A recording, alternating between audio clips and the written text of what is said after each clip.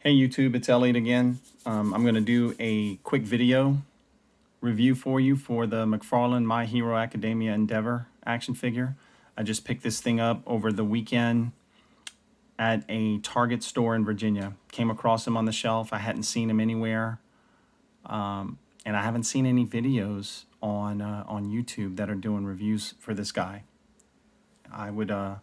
I usually check out T-Man 978. He does fantastic reviews,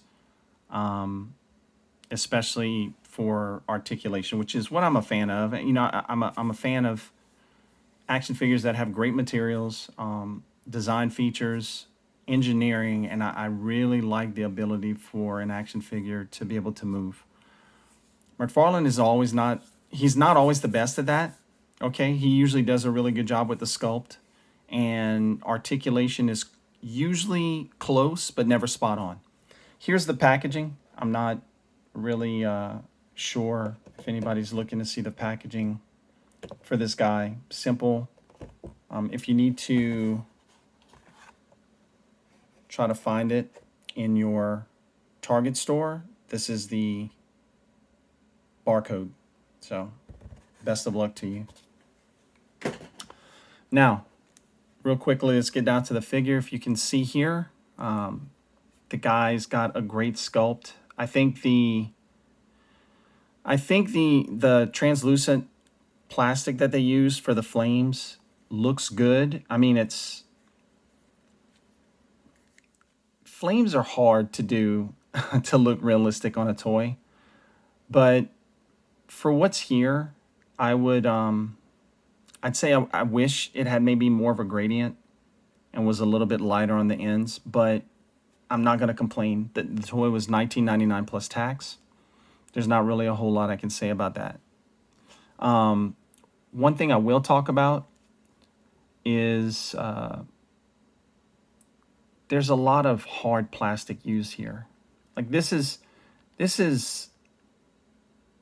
not the hardest plastic in the world, but it is very stiff. So it doesn't allow for any give if it's going to run into anything. It's really stiff. These shoulder pads are really stiff. Now, they're not, you can see there's a spot cut out here to allow for articulation, and it's really, really hollowed out here. It's connected by a small flexible piece of plastic right here up on the trap area of the figure. So when you raise his arms, you can still raise them up, and there's nothing in the way. You can bring them forward, and you can get some good motion. It'll get all the way up to where this little cut is, no problem. He's got a nice butterfly joint that we're used to seeing, and this one actually functions pretty well. You can get way back here, come back here, and they're moving uninhibited. A lot of times early on, McFarlane had problems with these things, man. They would just stay jammed up. They wouldn't move and allow for that extra range of motion, but these do. Turning around to the back of the figure real quick before I go into the rest of the articulation. This piece is a little removable piece that's added on for the fire effect. It's okay. It's a little thick. I think if it was a little bit thinner and maybe a little bit more contoured, it would possibly do better, but I'm glad we got a piece to put on there and kind of fill out the flames around the figure. This piece here, this skirt piece you see, it is cut somewhat high, so that gives us a little bit of room to move the thighs around, but it is hard, man. And he's been doing this with these My Hero figures for a while. They're just not using the same materials. A lot of the DC Universe multiverse figures come with a nice soft vinyl plastic. These My Heroes have been hard as nails. Okay, I'm just going to mention those. Moving up to the feet, I wanted to show you guys the entire foot is made of a translucent plastic as well.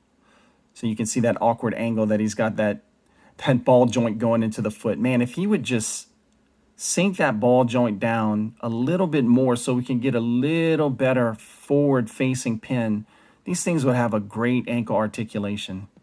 But for whatever reason, you know, he just chops the foot in half at the ankle, and he chops the top and just sticks a ball in there kind of awkwardly. This one, the ball is orange, so it matches the foot somewhat. There's some translucent flames here around the ankles, so that kind of hides a little bit of it. But I'm not so concerned about it being hidden so much as just getting a really useful ankle joint out of this thing. It does move, right? So you do get it to turn, but as you can see, that awkward angle, it's difficult to get an ankle tilt out of this. So it just makes it harder to pose an already restricted figure. Let's go up and look at the articulation. So you have the typical ball joint here, and then you have another ball joint under here. The top one, you can bend it back, okay? You can bend it back very little, and you can bend it forward better than we've been seeing. So I'm not usually, I mean, you can maybe get it flush, but if you look at this, I'm getting this thing pretty far forward. And then you combine that with the waist. Oops. Oh, you know what I did? I popped them out. So you can only get so much out of these. Try to get them back in together off camera. Okay. I plugged it back in. Again, yeah, I guess I should have known. We don't get that much articulation, but there's that. You can turn here. It's harder to turn. There we go. You can turn here. You can turn here. There's a little bit of side to side. Again, I showed you this right here, the arms. You can get a really good T-pose. So the bicep, the way that it's made, there's a little bicep that's stuck in here. And actually it's a little bicep, and it doesn't move much at all, honestly. You're gonna get most of your swivel down here at the bottom. You can move it here, and that turns, and you can get most of your swivel here.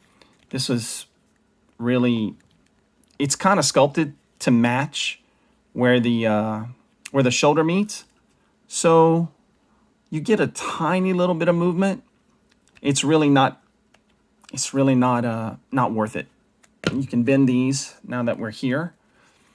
You get about a 90-degree bend at the elbow.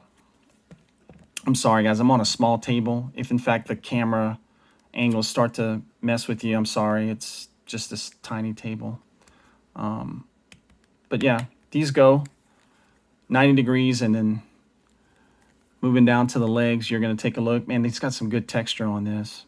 This uniform has got great texture. These pants, let's talk about these again.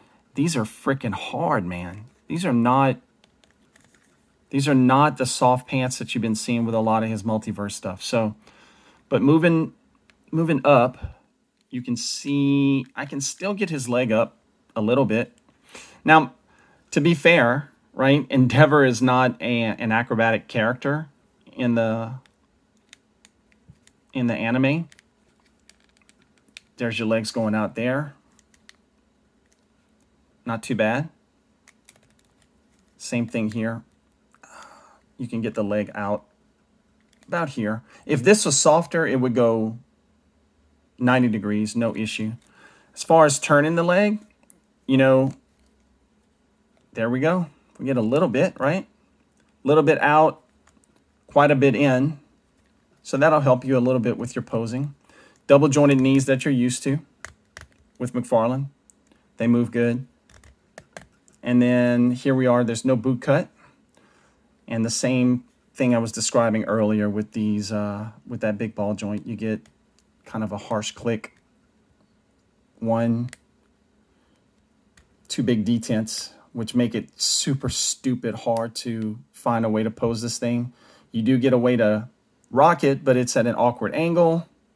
You can futz around and turn this ball and try to do different things with it, and even you get your toe. Okay, so there's the figure. He stands normal size. I'd say this is a These come in a 7-inch scale. He's every bit of that. I don't have a ruler with me, but he's a big boy. I'm going to show you a couple of comparisons with some of McFarlane's more recent figures, if I can get this asshole to stand. There we go. Okay, here's the Lobo that just recently came out. I have him crouched down and kind of posed a little bit, knees bent. This guy's standing straight up, so Lobo's a little bit taller. And all of this is soft. This material here is all soft. You can move him so much easier without risk of tearing or cracking the little diaper that these guys have on. I think, I'm not sure, they're both 1999 figures. I'm not really sure why this wasn't a softer material around the skirt and around the little diaper area, but it should have been. You guys that are big fans of the anime probably want to see All Might next to Endeavor. This is one of McFarlane's first figures, and you can really see, though, that he has made improvements in sculpt and scale. I know the scale is not 100%. T-Man mentioned this the other day, that the scale kind of goes all over the place. But when you look at, well, I just want to note the improvements, and I do want to give credit where credit is due. I mean, the sculpt is better. The textures are better. This little tiny head right here is really not what you'd want to see on All Might. And you would have wanted him bigger as well. All Might should be bigger than Endeavor, in my opinion, but at least as big. But maybe we'll get another All Might later down the road with some of these improvements. And I'd buy a second All Might if it came with a new sculpt. So there's All Might. And then finally, you can take a look at Endeavor's son and see how that scales together. I think that's a good scale. They look good together. So not a bad look for father and son. So moving on, I'm not going to stay. There's not really a whole lot more to say about the figure. If you've gotten a good look at this right here, again, I think the flames are good. They could have been a little bit lighter, or at least given some gradient to them. As it stands, they're just a translucent orange, and it doesn't look bad. I mean, it's fine. This guy's hair is amazing, man. Look how spiky. And when I say spiky, it is spiky. This is hard sculpted. You know what I forgot to do is tell you guys about the wrists. The way that this is on his arm and forearm, that ball is barely sticking out. I had to really work with these just to get this much out of them. They cut the ball is really recessed, which is kind of good, right? Because it doesn't look stupid and odd, but the actual hand needed to be cut a little bit more so you could get just a hair more out of it. I mean, he doesn't need a trigger hand either, right? The guy doesn't shoot guns, but again, McFarlane is, man, they are notorious for these trigger hands. It's got a fist on this side, and this one moves less because the actual fist comes down even further down here. I actually kind of even wonder if they didn't cut it enough on this one. Like if this one could have been shaved a little more. I might take it an X-Acto knife to it and shave it a little more, because as it stands, I can't move this fist at all because it runs into the forearm guard. So that was a big restriction right there. But the guy's going to stand there. He's going to look imposing. He's going to look cartoon accurate. Again, I really like action figures to be posable. I just think it's one of my things. Some people don't care for it, but I would buy a statue if I didn't want something that I could move around relatively easily. And there's not a in 2021, there's so many brilliant examples of how to make an action figure and make it pose well. There's really no excuse for this kind of an ankle. That's probably my biggest sticking point with Mcfarlane. And man, I love the guy's energy, man. I like what he's done with a lot of these action figures. I like the bigger scale. I know a lot of people didn't really care for that, but he's really got to step it up, man, and do something about this ankle. This has got to be seated further, and he can lose this damn toe hinge, if you ask me. I think that's a worthless piece of articulation. I would rather lose the toe hinge and put a better forward-facing pin. I'll say this every time I review a Mcfarlane figure. If he's not going to do better on that, then so be it. But I think that's a must. I think he needs to get that done. Everything else is good, man. I mean, it's good. I can live with some of this stuff.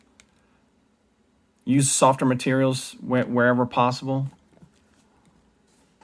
like he's been doing.